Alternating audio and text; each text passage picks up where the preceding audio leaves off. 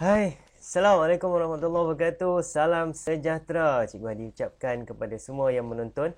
Baiklah, kita berjumpa lagi kelas RBT tingkatan 2 kali ini. Tajuk yang akan kita bincangkan kali ini adalah sambungan daripada tajuk sebelum ni, iaitu proses penyelesaian masalah. Okey, dalam menyelesaikan masalah inventif dan bukan inventif, kita ada beberapa proses yang mana pelajar perlu faham.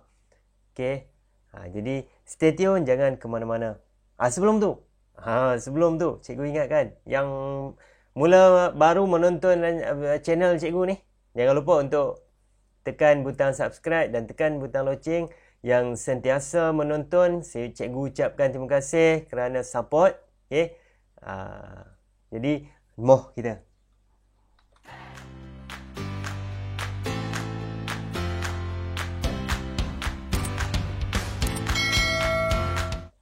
Okey, dalam buku teks pelajar boleh lihat pada muka surat yang kelima.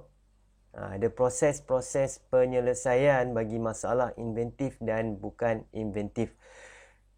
Cikgu tak nak cerita pasal buku teks ni, kamu boleh baca sendiri. Cikgu akan buat macam biasa, ringkasan nota kita. Jadi pelajar boleh buka buku nota sambil-sambil cikgu menulis, sambil-sambil pelajar pun boleh menulis. Okey, jom kita tengok. Alright, cikgu dah buat siap dah. Okey, kita tengok. Proses bagi penyelesaian masalah bukan inventif. Okey, ini adalah carta alif proses bagi bagaimana kita nak selesaikan satu-satu masalah yang bukan inventif. Apa maksud masalah bukan inventif? Dia adalah masalah yang diselesaikan tanpa ada kesan sampingan. Maksudnya, selesai masalah, terus habis. Itu cerita dia lah. Lampu terbakar, tukar lampu, lampu masih menyala. Okey, lampu bukan masih menyala, kembali menyala. Okey, baik. Apa proses yang berlaku? Kita dalam carta alif dia mesti ada permulaan, yang bawah sekali penutup, kemudian dia ada dia punya langkah kerja dan juga proses. Okey, kita lihat. Yang pertama, dia mesti melibatkan pernyataan masalah. Yang mula-mula sekali dia mesti pernyataan masalah. Macam tadilah. Masalah yang cikgu cakap kan. Pernyataannya, lampu di rumah ataupun lampu di dalam toilet, di ruang makan, di rumah terbakar ataupun terpadam. Mentol dia dah rosak. Okey. Baik. Kita kenal pasti masalah. Langkah yang pertama, pengenal pastian masalah. Kita kenal pasti masalah. Lampu terbakar. Apa masalahnya? Lampu dah dia punya filamen dah rosak. Ataupun dia dah sampai waktu dia untuk kita tukar. Okey. Kemudian, selepas kita kenal pasti masalah, kita senaraikan. Kita buat senaraikan pilihan bagi penyelesaian masalah. Okey, katakan kes lampu tadi. Apa pilihan yang kita boleh senaraikan? Yang pertama, kita boleh tukar lampu yang baru. Yang kedua, mungkin kita boleh cek pendawaian kalau lampu tu masih elok kan.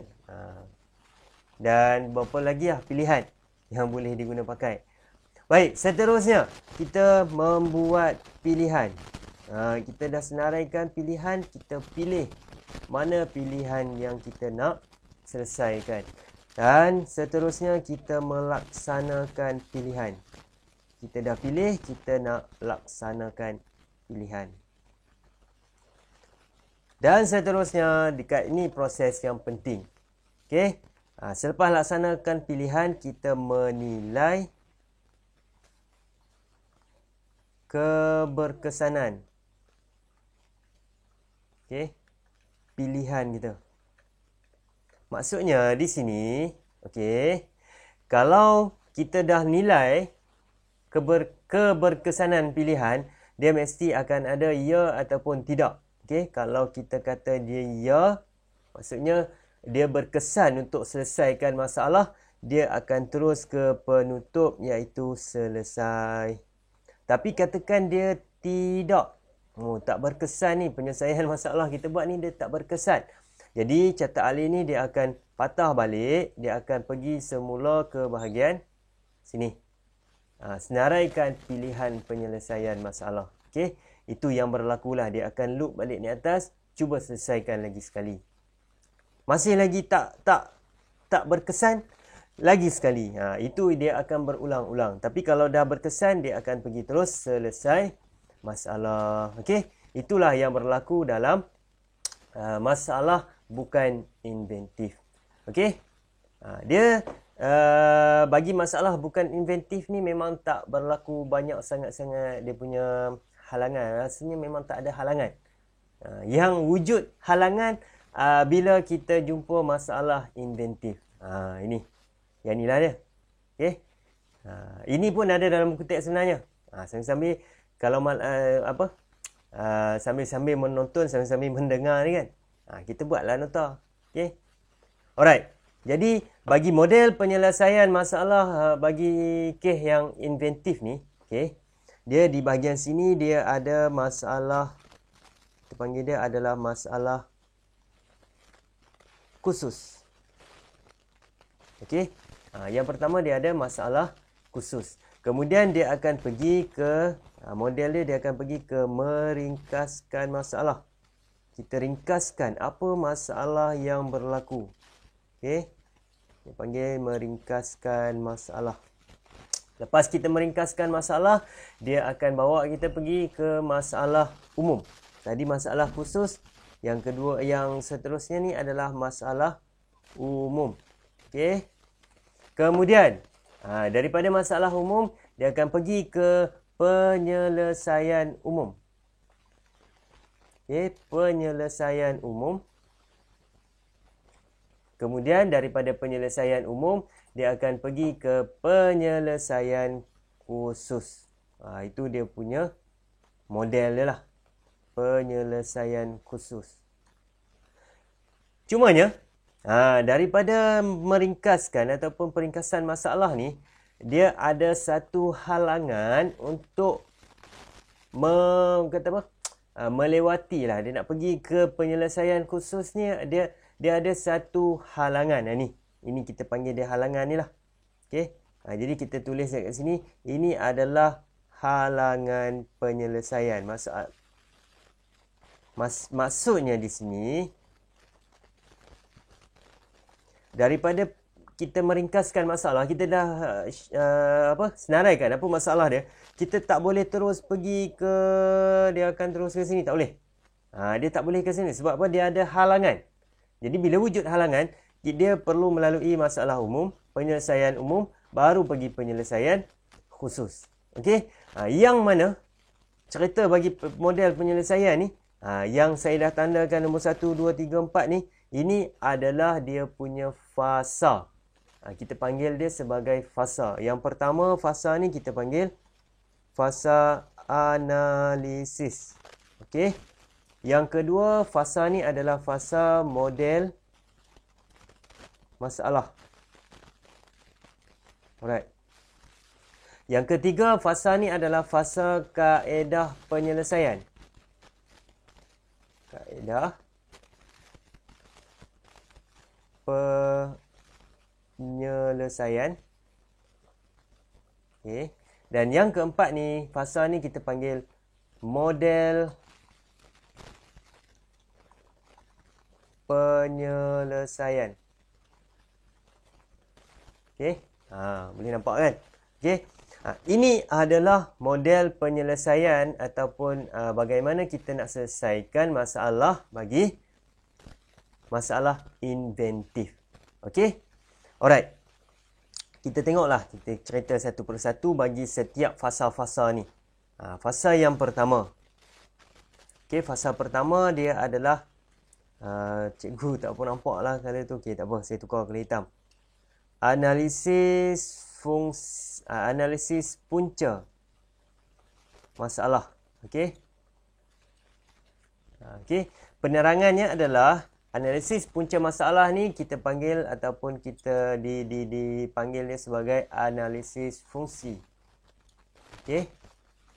kita analisiskan apa punca-punca masalah yang mengakibatkan dia berlaku masalah inventif. Okey. Kemudian yang kedua, kita ada model masalah. Sorry. Aduh. Tulisan tak cantik lah pula ayat. Okey.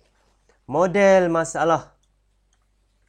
Alright, model masalah yang mana dia adalah percanggahan yang wujud. Percanggahan yang wujud. Percanggahan fizikal. Okey. Yang ketiga, kaedah penyelesaian. Okey. Beberapa kaedah yang kita boleh senaraikan. Ini dipanggil sebagai pemilihan kaedah. Pemilihan kaedah penyelesaian. Okey. Kaedah yang dipilih. Dan yang keempat, fasa yang keempat iaitu model penyelesaian. Ini fasa yang terakhir lah. Okey. Model penyelesaian, dia kata kaedah penyelesaian saintifik ataupun khusus. Ini saya bukan saintifik, sorry. Maafkan saya, sorry. Kita panggil spesifik. Ini betul. Spesifik. Kita tumpukan penyelesaian apa yang perlu kita buat. Ini